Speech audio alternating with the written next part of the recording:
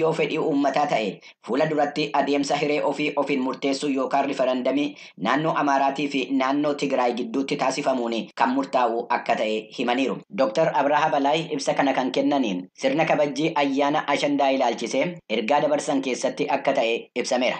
Bulchiinsi naannoo Amaaraa erga walwaraansii kibba Itoophiyaa raawwatee booda godina Walqaayitii Xagadeetii fi Seetit Humaraa jedhuu fi aanaalee adda addaa hundeessuun isaa ni beekama. Dhimma kana ilaalchisee ji'oottan 10 dura mana maree bakka bu'ootaa mootummaa irratti kan dubbatan muummichi ministeeraa Abiyyi Ahmed jiraattonni naannoo Walqaayitii Amaariffaa fi Tigiriiffa caccabaa ta'e kan dubbatanudha jedhanii dhimmichi riifarandamiidhaan akka fala argatu himanii akka turan gabaasa kana keessatti ibsameera.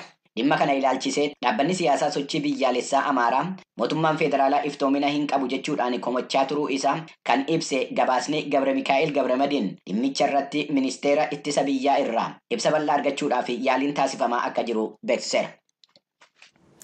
Naannoo Amaaraa keessatti lola humnoota mootummaatii fi garee hidhattoota gidduutti itti fufee jiruun walqabatee namootni nagaan du'uu fi madaa'uu isaanii jiraattonni ibsanii jiru. Sanbata Deengaddaa Hagayya 19 bara 2023 godina Shawaa Kaabaa aanaa Ifraataa Gidim magaalaa Maajetee keessatti walitti bu'iinsa taasifameen namoonni 5 du'anii namoonni biraa 5 immoo madaa'uu isaanii jiraattonni sagalee Ameerikaatti himanii jiru. Jiraattonni kun yeroo ammaa sodaa walirraa hin cinne keessa jiraachuu isaanii ibsanii hokkorri hedduun naannoo isaanii keessatti taasifamaa akka jiru himaniiru. Karaa biraatiin jimaata Dheengaddaa Hagayya 18 bara 2023 godina Walloo Kibbaa aanaa Wagdii keessatti walitti bu'iinsa tureen namoonni lakkoofsi isaanii addaan bahee yeroodhaaf hin beekamne madaa'uu isaanii jiraattonni sagalee Ameerikaatti himuu isaanii Masfina Raagee Dasseerraa gabaaseera.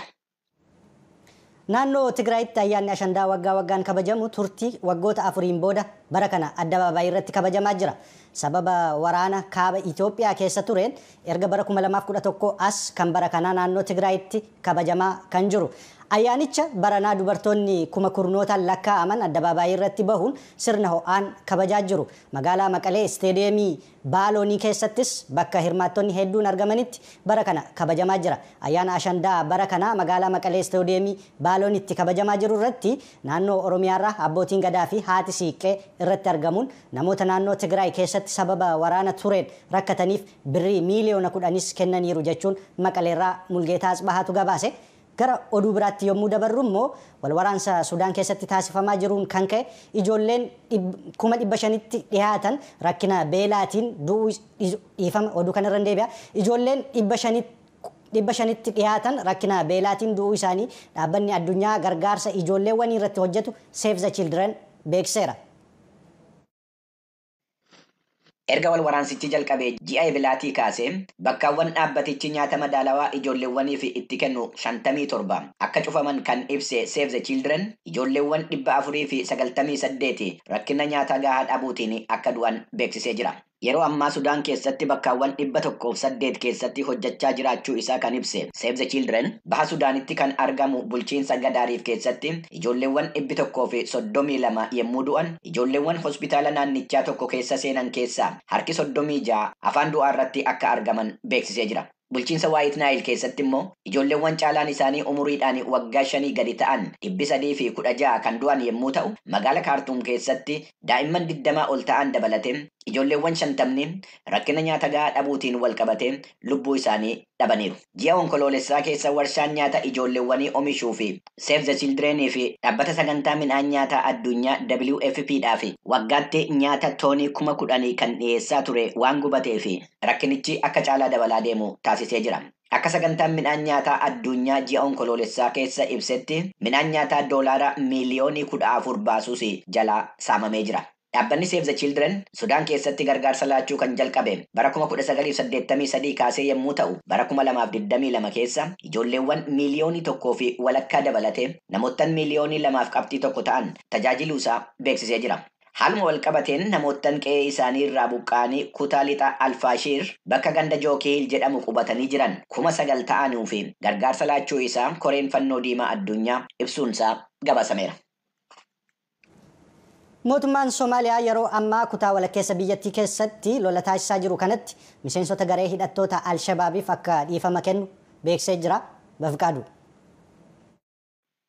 Labsiin karaa wiirtuu farra shororkeessummaa biyyaalessaa Soomaaliyaatiin bahe kun pirezidaantiin biyyattii Hassan Sheekh Mohammed hooggantoonni Al-Shabaabii mootummaa wajjiniin marii taasisuudhaaf fedhii akka hin qabne erga ibsanii booda. Dhimma kanarratti yaada isaanii kan kennan xiinxalaan dhimma nageenyaa Abdul Aziz Hussein Aizaak wiirtuu qorannoo Hamad bin Khaliifaa irraa akka jedhanitti dhiifamni mootummaa Soomaaliyaa irraa kenname kun tooftaa garee hidhattootaa laaffisuu irratti kan hundaa'edha.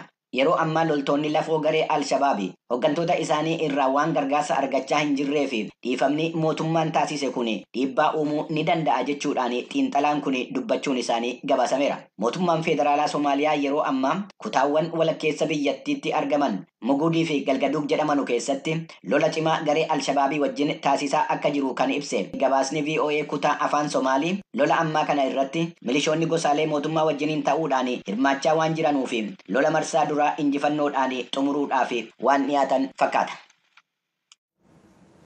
Gareen hawaasa diinagdee biyyoota lixa Afrikaa ECOWAS jedhamee beekamu yaada loltoonni mootummaa biyya Niger humnaan qabatan bulchiinsa ce'umsaa waggaa 3 hundeessuuf dhiyeessan akka hin fudhanne ibsee jira. Garee ECOWAS keessatti komishiinarii dhimma siyaasaa nageenyaatii fi tasgabbii kan ta'an Abdel Fattah Muusaa dhaabbata televezyiinii Naajeeriyaa irratti ibsa kennaniin karoorri mootummaa ce'umsaa waggoottan 3 gareen loltoota Niger dhiyeesse akka fudhatama hin qabne ibsanii mootummaan heeraa akka dafee bakka isaatti deebi'u gaafachuun isaanii gabaasameera. Komishinarri ECOWAS kun akka dabalanii jedhanitti biyyoota lixa Afrikaa biroo keessatti loltoonni humnaan aangoo qabatan mootummaa gara bulchiinsa siviilotaatti dabarsinee kennina erga jedhanii booda ji'oottan 18 fi aangoo dheereffachuudhaaf uummata biyya isaanii wajjiniin marii taasisaa jiru. Akka achi irratti hin dhaabbannes ni beekama jedhaniiru. Garee loltootaa humnaan mootummaa Niger qabatee jiru kan hoogganaa jiran Jeneraal Abdurrahman Tichiyaanii sanbata darbe ibsa televezyiinii irratti kennaniin waggoottan 3 dhufan keessatti akka aangoo gara siviilotaatti deebisanii ibsanii paartileen siyaasaa waa'ee mootummaa ce'umsaa irratti yaada qaban guyyoottan 30 keessatti akka dhiyeessan gaafatanii jiru.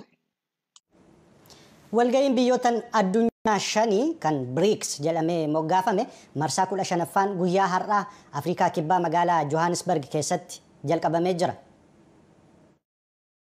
Gareen biyyoottan 5 hundeeffame kun Biraazil, Raashaa, Indiyaa, Chaayinaa fi Afrikaa kibbaa kan of keessaa qabudha. Akka xiinxaltoonni jedhanitti gareen kun uummata addunyaa 40 kan bakka bu'u yommuu ta'u, diinagdee addunyaa keessattis biyyoottan gahee olaanaa taphatan kan of keessaa qabudha. Garee kana keessatti kan miseensota ta'an Raashaa fi Chaayinaan mana maree nageenyaa dhaabbata mootummoota gamtoomanii keessatti miseensa kan ta'anii fi aangoo sagaleedhaan murtoo geeddarsiisuu yookaan veetoo paaworii biyyoottan qabanidha. Walgahii kanarratti ibsa kan kennan hanga'aan garee BRICS Anil Sookelaal ministeeronni dhimma alaa biyyoottan 5 qibxata har'aa walgahii taasisaniin waa'ee biyyoottan haaraa garichatti makamuu qabanii akka dubbatan ibsaniiru. Akka xiinxaltoonni jedhanitti Arjentiinaan, Naajeeriyaan, Indoneeziyaan, Saawud Arabiyaanii fi Yuunaayitid Arab Imireetii miseensota dhaabbatichaa ta'uudhaaf warreen danda'an jiraataan aanaa kiiramu maqaan isaanii akka hiramu hin feene takka BBF'manii jiru. Ganda caffee guddinaa iddoo addaa noolee jedhamu keessumaa bakkee gurraachanitti fidanii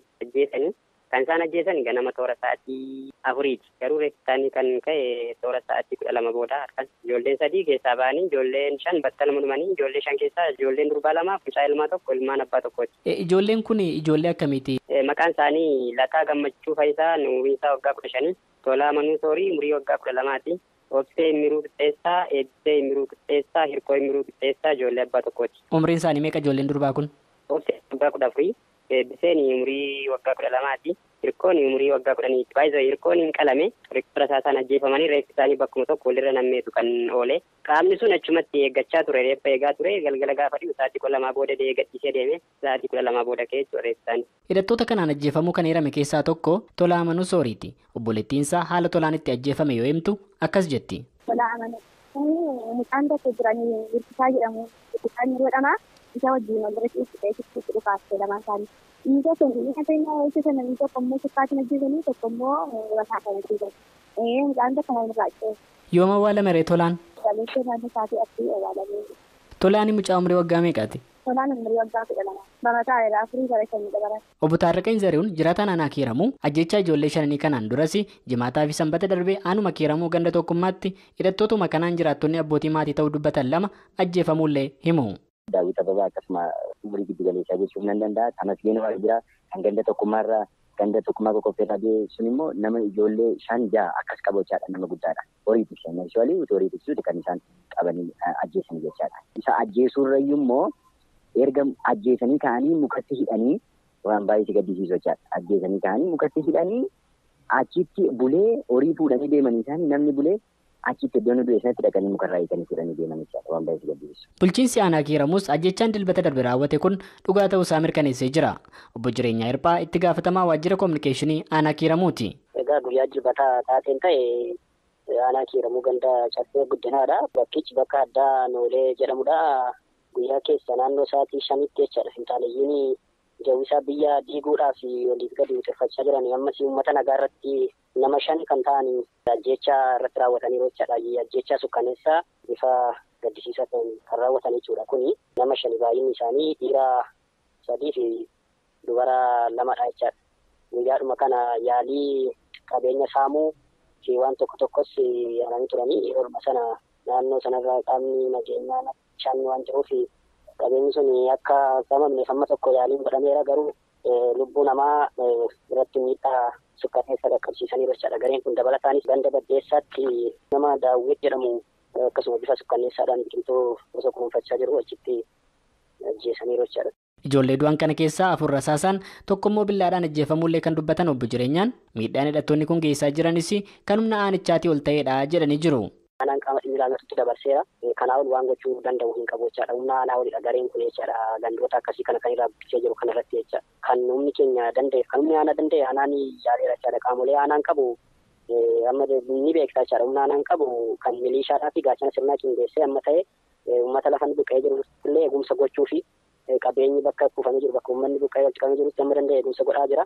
Kaan garuu tarkaanfii fudhatee qaamolee kaan wajjin qindoominaan gara qe'ee isaaniitti akka deebi'amuuf yeroo hedduu yaaliin godhamaa ture.